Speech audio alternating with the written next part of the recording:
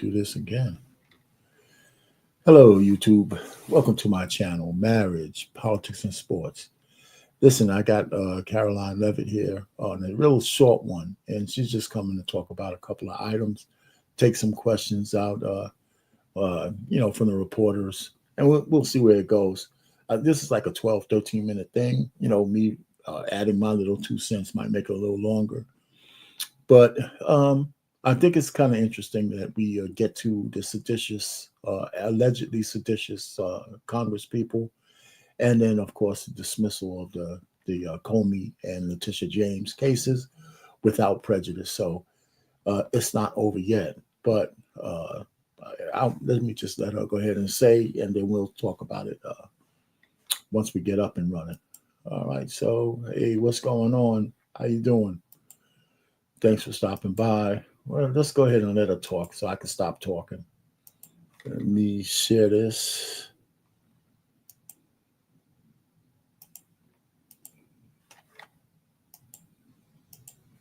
Mm-hmm. All right. Caroline. The White House supportive of the... I'll answer that in a question, but go ahead. Supportive of the Pentagon's investigation into Mark Kelly, and what do you make of his response that it's just intimidation? The White House is supportive of the Department of War's investigation into Senator Mark Kelly, and I think what Senator Mark Kelly was actually trying to do was intimidate the 1.3 million active duty service members who are currently serving in our United States Armed Forces with that video that he and his Democrat colleagues put out. Senator Mark Kelly well knows the rules of the military and the respect that one must have for the chain of command, and that all lawful orders are presumed to be legal by our service members. You can't have a functioning military if there's disorder and chaos within the ranks, and that's what these Democrat members were encouraging. It's very clear, and not a single one of them, since they've been pressed by the media, and I'll give you guys credit for that, can point to a single illegal order that this administration has given down, because it does not exist. They knew what they were doing in this video, and Senator Mark Kelly and all of them should be held accountable for that. Well, before they go on, listen, at some point, as American citizens, we need to know who our enemies are. And when I worked for the Department of Defense back in the day, and we all take an oath of office to protect the United States from all enemies, both foreign and domestic. It's clear. They don't just say foreign. Matter of fact, the worst enemies we have are the enemies from within, because they could do the most damage. Let me also say, listen, if you got to put your bullshit aside, if we're up against the Chinese, if we're up against North Korea, if we're up against Russia, none of these guys, they probably will eliminate any of their soldiers who sow any kind of seeds of dissent. They don't have no rights. So we're going to have all our young soldiers trying to analyze every order from the president, whether it's legal or not, before they act. Can you imagine the seeds of discontent and combobulation and chaos will go on if our soldiers are questioning orders in the middle of a goddamn battle? These fucking congressmen need to go to jail. They need to go to jail. I don't care if you're a Democrat or a Republican. Nobody should be putting doubt into our soldiers like that. It's really, really unprecedentedly, uncalled for, and it's seditious at best, and treasonous at worst. And if you look up sedition, the very first thing in sedition is if you sow seeds against the federal government of lawful orders. These guys it's incredible the length that they would go to try to destroy a man they hate. You're hurting Trump, to tell you the truth.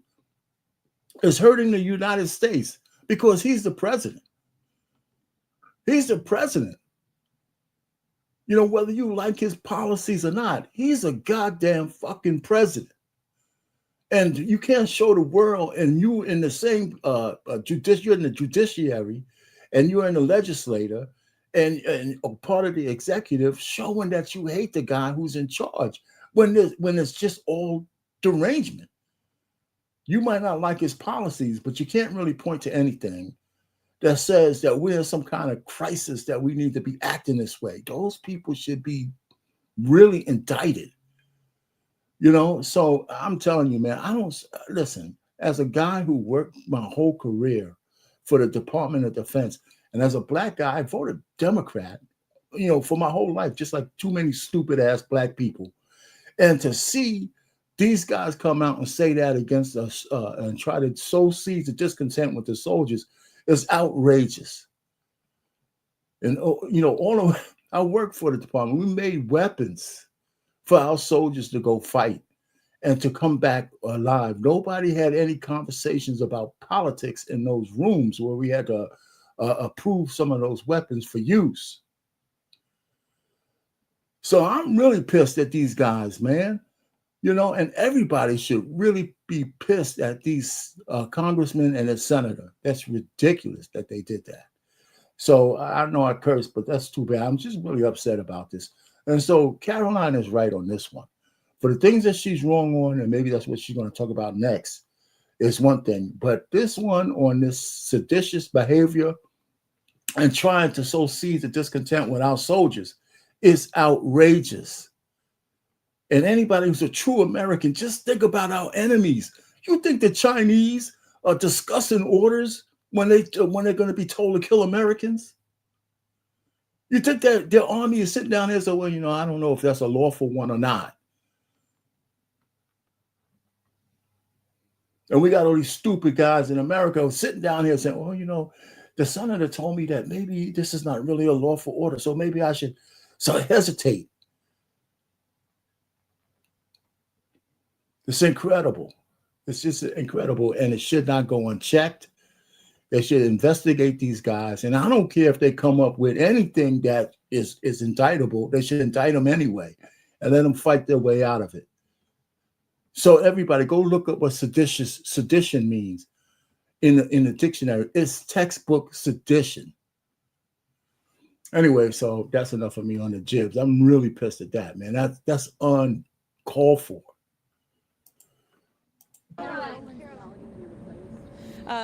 No, because Lindsay Callaghan was legally appointed, and that's the administration's position. I know there was a judge who is clearly trying to shield Letitia James and James Comey from receiving accountability, and that's why they took this unprecedented action to throw away the indictments against these two individuals. But the Department of Justice will be appealing very soon.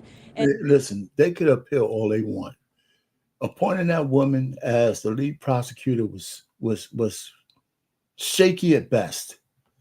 All the I's weren't dotted, all the T's weren't crossed, and you gave the judge a way out by the way they appointed that woman, right? And it's because they couldn't find any other prosecutors to go through the proper channels to bring down all the strings, because nobody else would indict upon demand.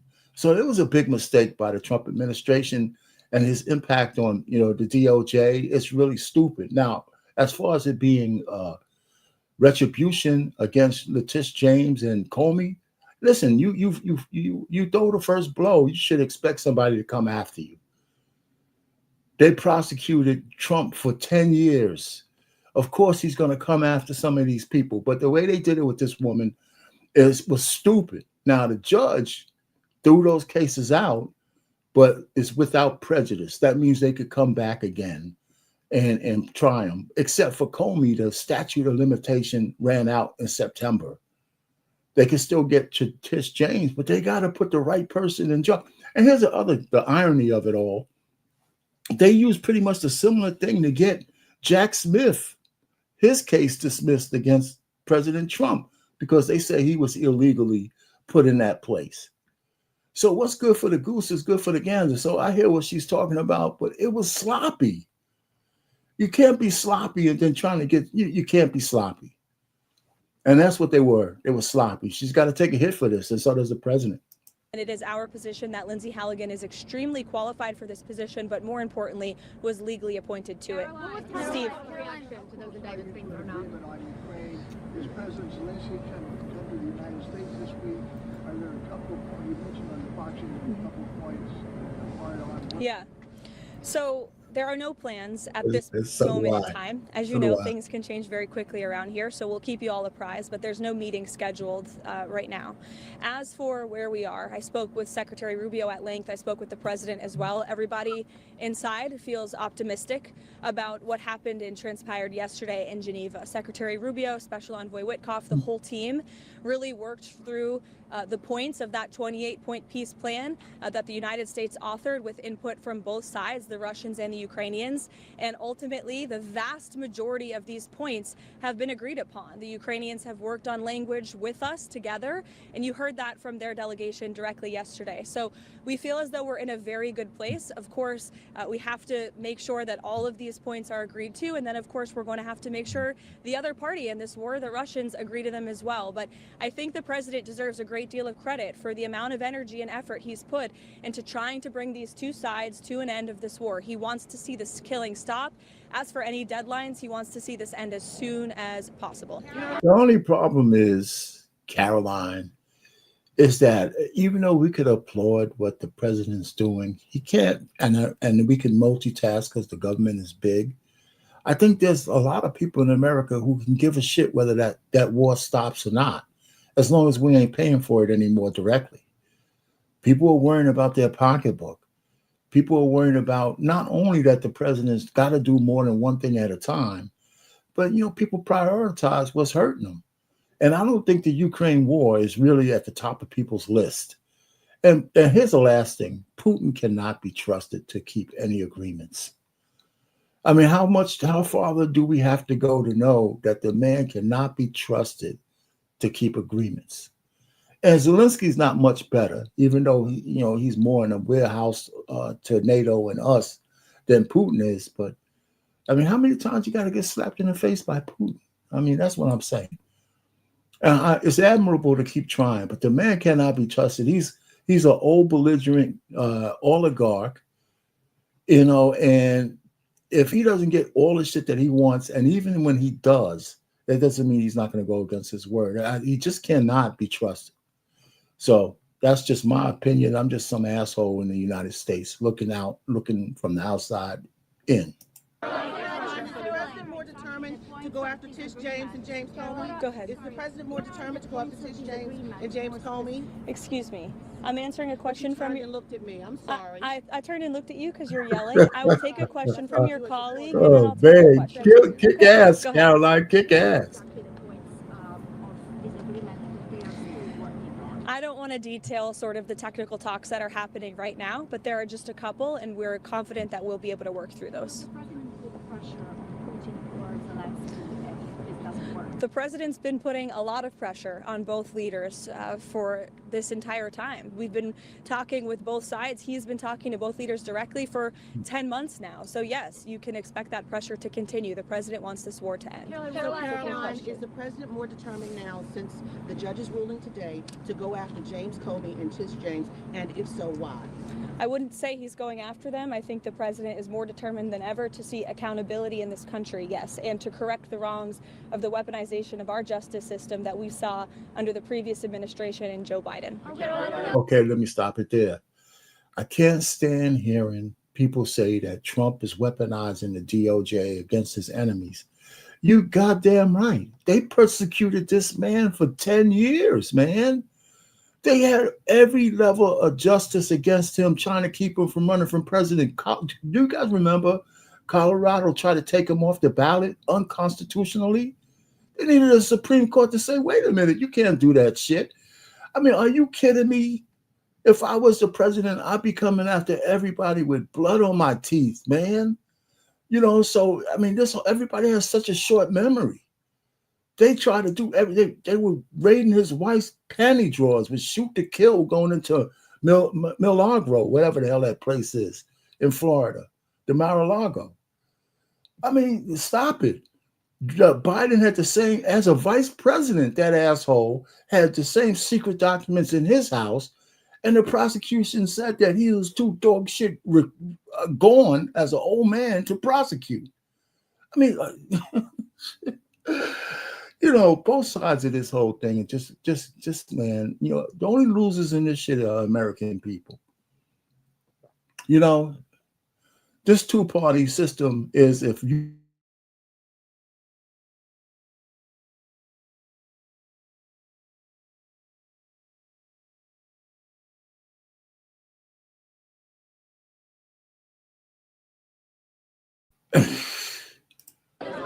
Venezuela? Are we entering a new phase in Venezuela, and what does that entail?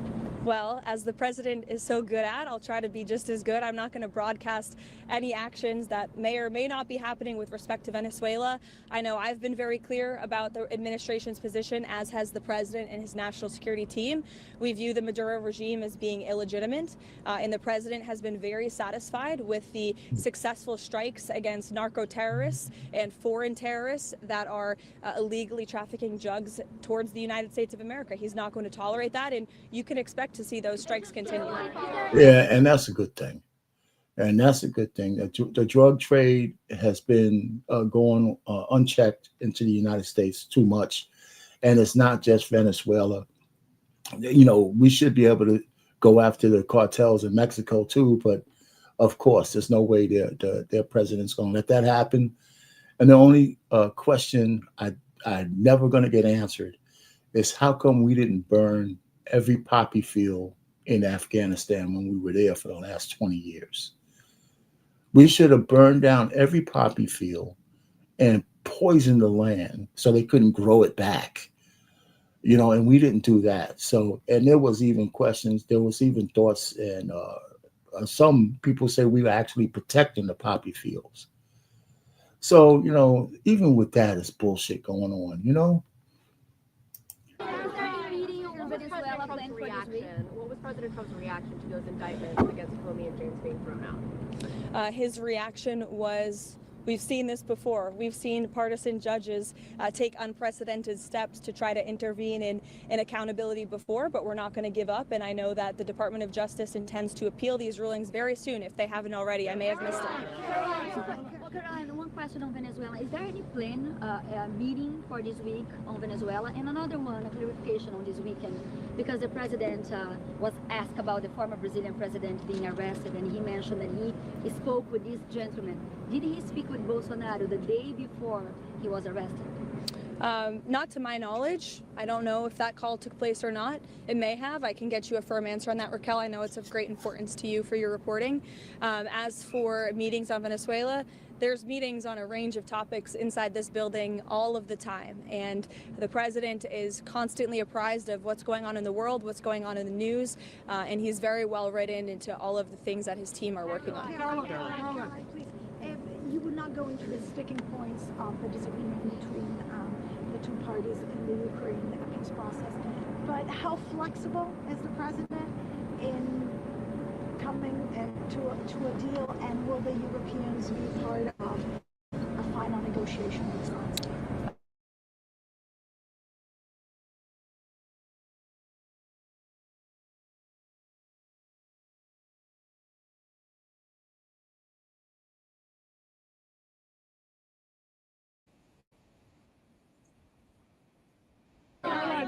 I wanted to ask you, is it MAGA to support American workers being replaced with H-1B visa holders?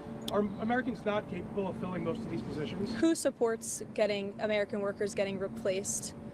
I know the president mentioned that he wanted to bring in some workers that he could eventually send back in regards to... The president does not support American workers being replaced. You are mischaracterizing what the president said. The president wants to see our American manufacturing industry be revitalized better than ever before. That's part of what he's doing with his effective use of tariffs and cutting good trade deals around the world. That's why he's recruited trillions and trillions of dollars in investments into our country. Those are creating good paying American jobs right here at home. As for the H-1B visa issue, the president has a very nuanced and common sense opinion on this issue. He wants to see if foreign companies are investing trillions of dollars in the United States of America, and they're bringing foreign workers with them to create very niche things like batteries. He wants to see that at the beginning to get those manufacturing facilities and those factories up and running. But ultimately, the president always wants to see American workers in those jobs. And he's told these foreign companies that are investing here, you better be hiring my people if you're going to be doing business in the United States. So, yeah, listen, it's a nuanced message. And somehow you have to dummy it down so people can understand that absolutely there's some pieces of building, putting new technology and manufacturing in any place where you have to bring in experts. That's not to say that we don't have experts here in the United States, but you got to train up your people from the United States to get those good paying jobs. And there's got to be a compromise where these companies should be allowed to bring in a certain amount of these H-1B visas in there. But we got to take the corruption out of that program, because a lot of companies are bringing people and just using them as regular low level workers where they don't need specialized training. They're just getting these people in, bringing them in and paying them the minimum they can because those people can't talk, and then they're shutting out Americans.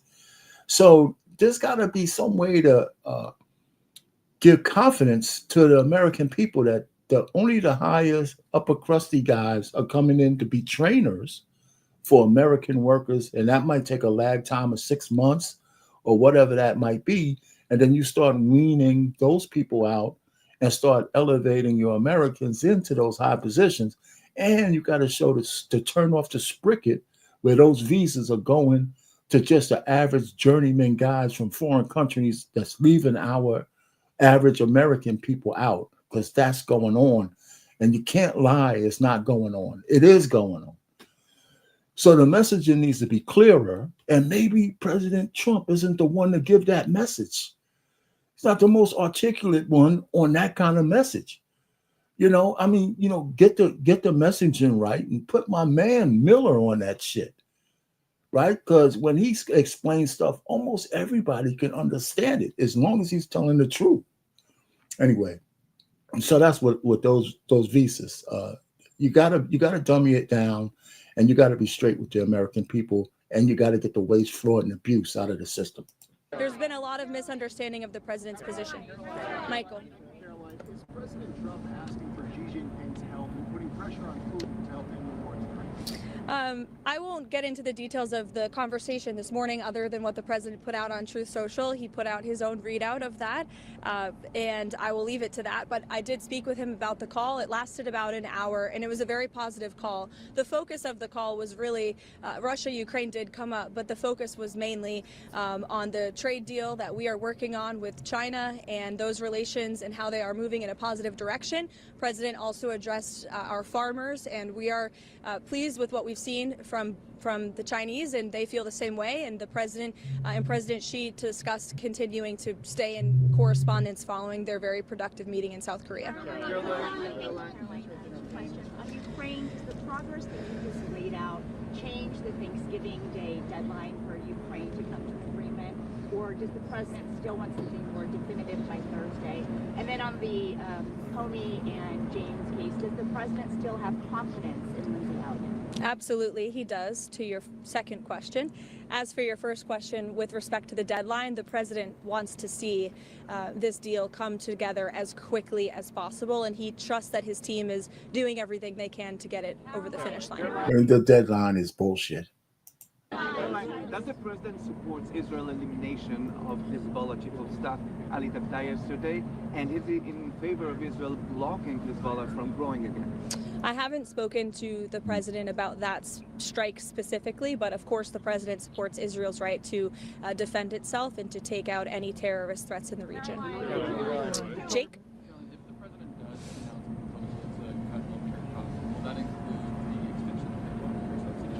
I know there's been a lot of reporting on this from yourself as well, Jake, over the last few days. I will tell you that healthcare is a topic of discussion that's happening very frequently and robustly inside the West Wing right now. The president's very much involved in these talks, and he's very focused on unveiling a healthcare proposal that will fix the system and will bring down costs for consumers. As for the details of those discussions, I'll let the president speak for himself. As you all know, sometimes you report things and then President Trump comes out with an announcement, and those things are not always true from what you hear from sources inside the building. So I'll let the president speak for himself. Sure, go ahead, Kara.